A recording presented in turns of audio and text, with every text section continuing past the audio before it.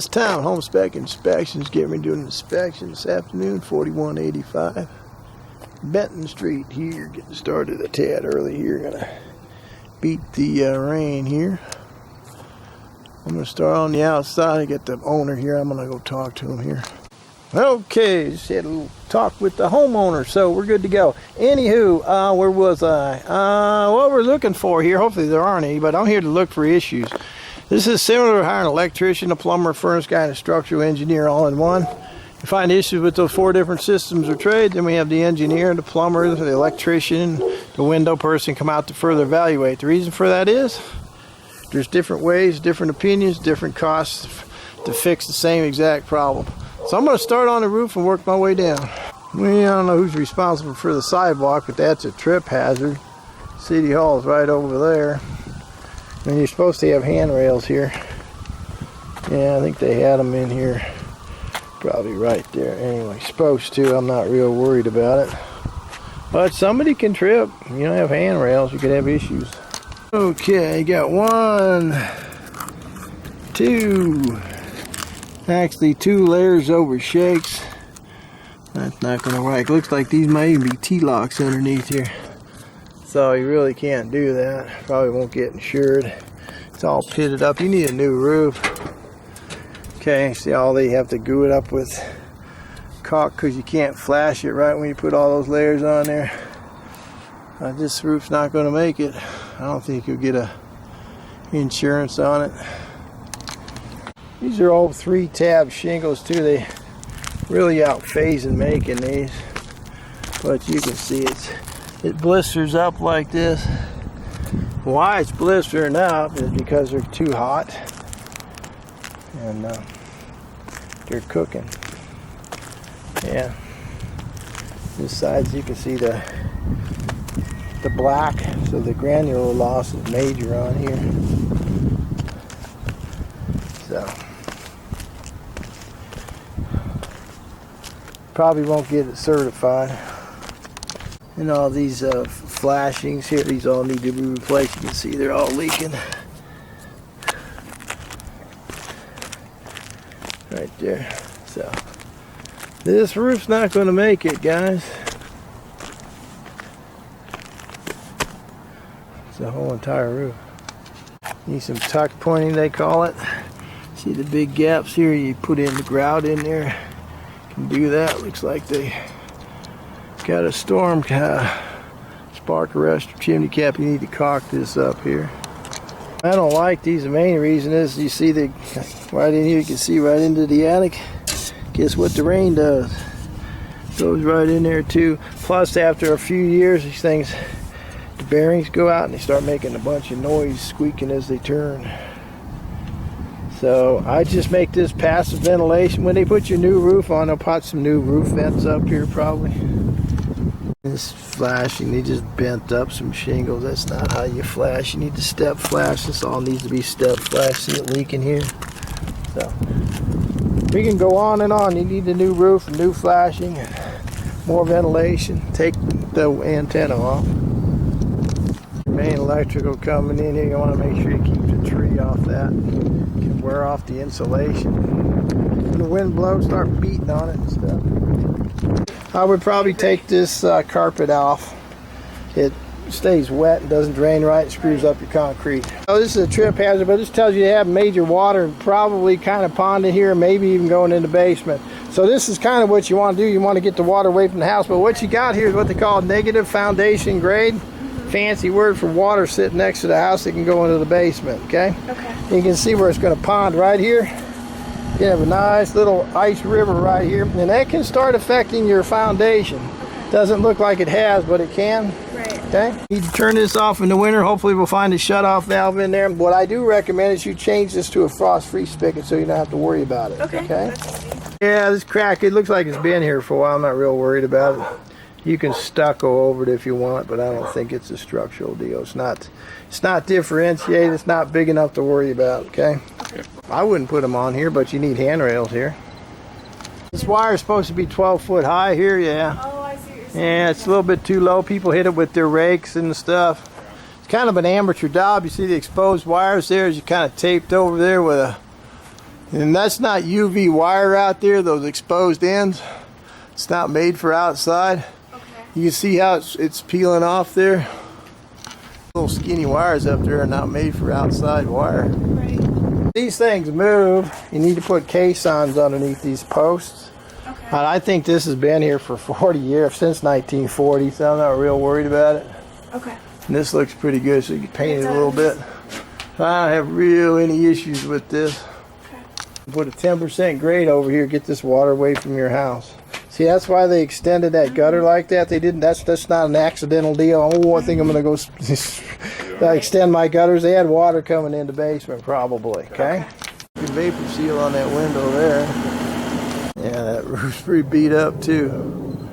You might as well put. You're gonna need a new roof here. You're gonna need new gutters. These are original 1940 gutters. Wow, look at those things. Wow. Side of the garage, they put some old plastic gutters in here. See how it's leaking there, and they tried to paint over the water coming down here, and that's what can crack your foundation. It's negative grade. There's water next to your garage here. There's some old antiquated wiring here. You see the old open, whatever you call that, open J box here. It's not grounded either. There's no ground in there. It's just two wires going there, I believe. You got the old side springs too. These are kind of dangerous. They just snap sometimes. They do have the center spring is missing in this one. They put not a center spring, but they put a wire in there like they did on this one, so if it breaks it won't take your head off. And it needs to be adjusted though. And when they put the roof on, these slats here, they might have to take those off and put 4x8 sheets of sheathing on there. And then you see the wood underneath there, that's your shakes. That's going to have to go too. There, dangerous electrical there. Still in the garage here. See this little bit of deteriorating foundation wall here, a footer in the garage. That's what water does from the outside. It's not structural, but it can lead to that, so you need to have positive drainage here. Getting the water from away from the house. 200 amps in here, and I can't really tell if the feed is 200 amps or not. You can check, see if they got permits on that. Be the safest bet. What's these? Old galvanized pipe should really be replaced here. A lot of the house has this old galvanized pipe. Little pipe? Oh, the big pipe, the fat one that's rusted out. Okay. So it's rusted out on the inside, restricts the water flow and a bunch of other things. Need to get rid of it. Plus, you're drinking all that rust particles in. Okay. So you might want to replumb that. Okay. Original crank out windows. Okay. Up here in the attic, good news is they blew in some insulation. Looks pretty good. Need more ventilation too. And you can start seeing your leak in here through the years. That's still leaking probably. You'll remember we looked on the outside, that's probably still leaking. Chimney's still leaking. You can see the water coming down on there.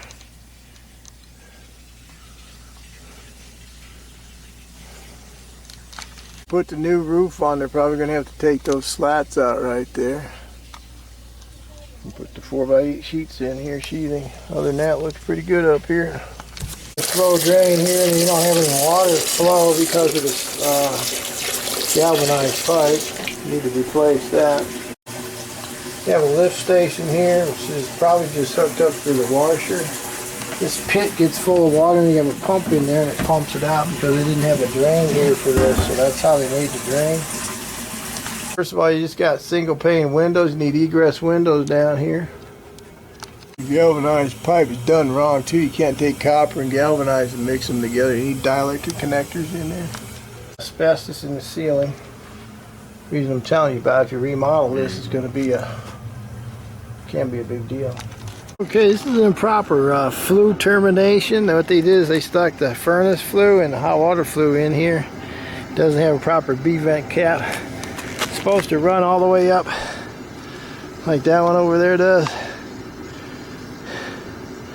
Not supposed to be all bent like that, but that's how you do it. You can't do it like this. Your neighbor did it too, so whoever did this did it without a permit. And you can have issues with it backdrafting and stuff. So, the correct way to do it, like they did it there and actually over there, just like that. That's done right, just done wrong. And then you have issues with is all the monoxide getting out and wind and backdrafting and actually dying. So this ain't done right. You need to have a real HVAC guy come out here and do this right. Okay, so this is your galvanized pipe here. You see what happens? That's what's happening on the inside, and it eventually just breaks and it floods your house because it's always under pressure. So you need to get rid of this stuff, okay? So if you look at that flame there, it's getting sucked in now, depending on when the wind blows, and see how it's coming back out sometime. It's going out. That ain't right. That's backdrafting, not a flow. Yeah, see it? Maybe it's better over here.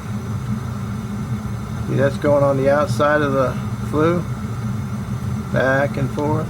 Yeah, now it's getting sucked in. Now it's going to depend. You can imagine if it's windy out. Oops. So this ain't done right. This is not done with a permit. See how it's getting sucked in there pretty good?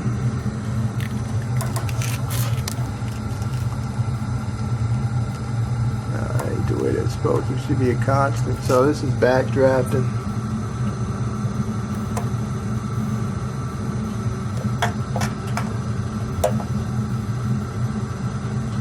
Wow, see it coming out there. Anyway, it ain't done right. You don't have any flue screws in here. Wasn't done with a permit. You don't have a pipe on here, pressure relief pipe.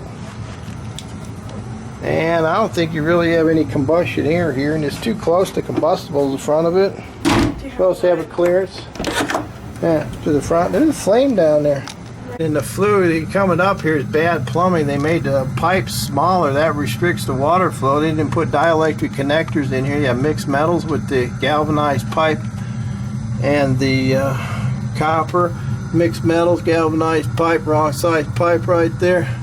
This shutoff valve is leaking. It's actually smashed into the flue here to get it to open and close. So the only way you turn this off is burn your hand. Do you see that? This probably should be a double ball B-vent pipe too coming out of here. This is amateur stuff, guys, and it's dangerous stuff. Pretty much the conclusion of the inspection. 4180 what 5 Benton. That's it.